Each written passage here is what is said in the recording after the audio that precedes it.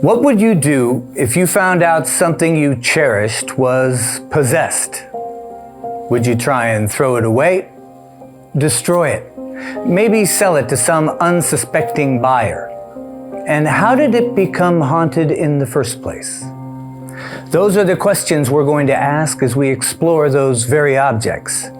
Some you might be familiar with, others so obscure that they've been lost to the sands of time until now. I'm your host, Evan O'Hare.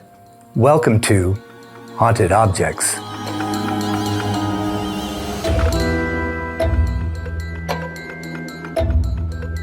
So before you buy that trinket at a garage sale or accept that family inheritance, take a look at these haunted objects and decide for yourself if you believe. Thanks for watching Haunted Objects. Make sure to subscribe to our channel, like this video, and click the bell so you can be notified when new episodes of Haunted Objects goes live.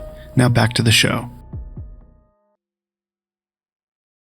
On tonight's show, we will explore the most sought-after pieces of furniture ever to harbor an evil spirit, including the devil himself. From rocking chairs to bunk beds, and a trail of blood that will leave you wondering if these tales of death are real.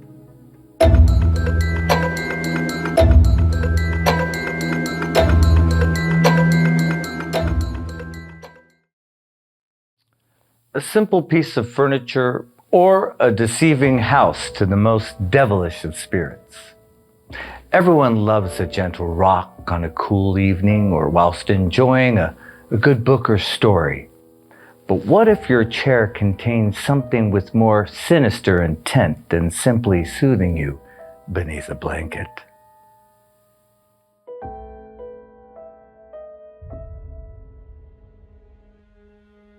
The origin of this next object is unknown. The first mention of it is when it was obtained by the Glatzel family in the early 1950s. For the next 30 years, it was nothing more than a simple piece of furniture. That was until the summer of 1980, when the chair found itself the center of a tragedy that rocked the family. This sinister relic became a part of one of America's most notorious exorcisms, which involved an eventual murder. It is believed that the chair, quite literally, was cursed by the devil. The horror began in July 1980 when David Glatzel, 11, became possessed by a demon. One night he woke up screaming, claiming that he had been visited by a man with big black eyes, a thin face, jagged teeth, pointed ears, horns, and hoofs. David was, everyone agreed, not the kind of kid who liked scary movies or who was likely to make things up. His older sister, Debbie, asked her fiancé, Arnie Johnson, if he would stay with her family for a while and see whether it would help David get out of his depression. Arnie, of course, agreed, but things didn't get better. David reported more nightmares about the terrifying man who promised to take his soul. Worst of all, David began to claim that he was now seeing the beast while he was awake. He was always seen sitting in the family's rocking chair, which the beast now claimed as his own. David was the only one who saw the beast in the chair, but family members often saw it rocking back and forth, seemingly under its own power. The family first brought over a priest to bless this house. This didn't help. In fact, it made things worse. David's vision increased, and he began to hiss at his family and speak with multiple voices.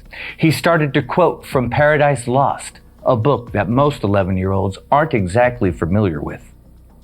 Desperate for help, the Glatzels called paranormal investigators Ed and Lorraine Warren, who began making regular visits to their home, bringing more priests with them each time, and performing multiple exorcisms. After a final exorcism, the demon left David. He soon began to show signs of improvement. However, his sister's fiancé, Arnie Johnson, was not so lucky. Apparently, the demon left David and entered him. He started making the same kind of growls and hisses that David had made, as well as slipping into trances for a period of months before killing his landlord, Alan Bono, with a 5-inch pocket knife. Bono died a few hours later in the hospital, and Johnson was picked up by the police 2 miles from the murder scene. 8 months later, Johnson appeared in court with the plan to enter a plea of not guilty due to demonic possession. For the first time in American legal history, demonic possession was used as a reason for murder. It didn't work. Judge Robert Callahan refused to accept the plea since there was no evidence to show that Johnson was possessed. Johnson eventually went to prison for his crime. He was found guilty of first-degree manslaughter and received a 10 to 20-year sentence. Today, the Devil's Rocking Chair is on show at the Haunted Museum. Soon after it arrived, doors at the museum began shutting themselves and locking. Light switches physically turned off, and it created a terrible tension between staff members in the area where the chair was stored. The exhibit was considered so destructive that it was closed by Zach Baggins. The final resting place of the chair remains to be seen, and whether the exhibit will ever open again remains one of the biggest mysteries of all.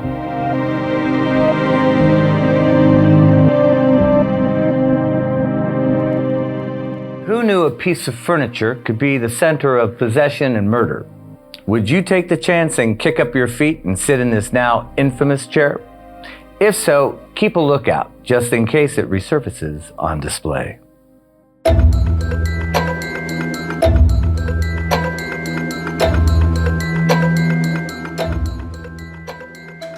We have another fabled possessed chair for you this evening.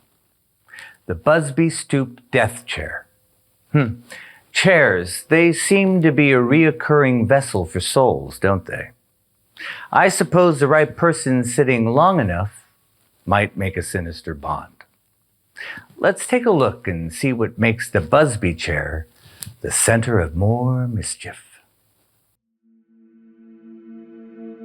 Located near Sandhutton in North Yorkshire, the Busby Stoop Inn is a public house with a tavern that is considered haunted.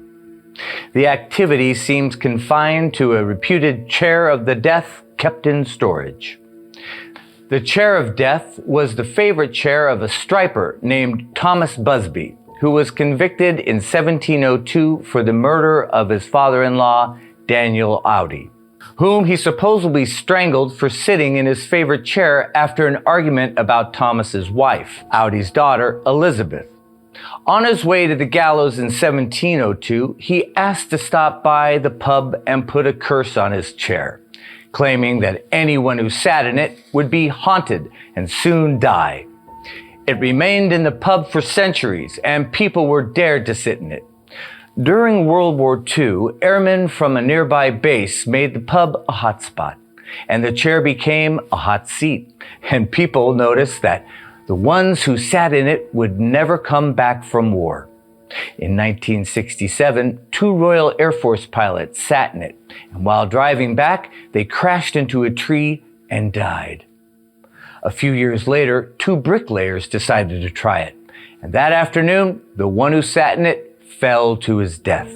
The cursed chair has apparently killed every person who sat in it, no matter what. Eventually, the pub owner moved it into the basement, hoping that nobody would sit in it. However, one day a delivery man was in the basement and sat in it. An hour later, he crashed his truck and died. After the death, the landlord asked the local museum to take it. To ensure nobody sat in it again, they hung the chair 5 feet from the ground. It seemed that because the museum had made it nearly impossible to be able to sit in it, its killing days were over.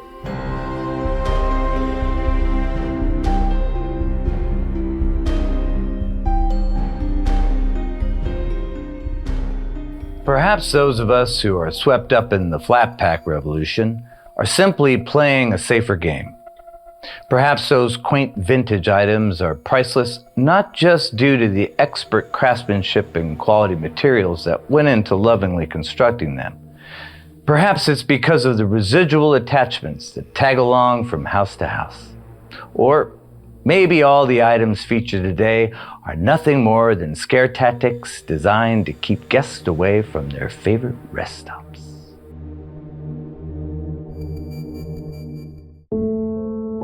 Whether the cursed objects shown this evening are of myth, urban legend, or fantastical paranormal occurrences is for you to decide. I hope I haven't left you eyeballing your shelves and contemplating your latest thrift shop purchase. But if I did, get in touch. Tell us about your possessed possession, and maybe we'll feature it right here on Haunted Objects.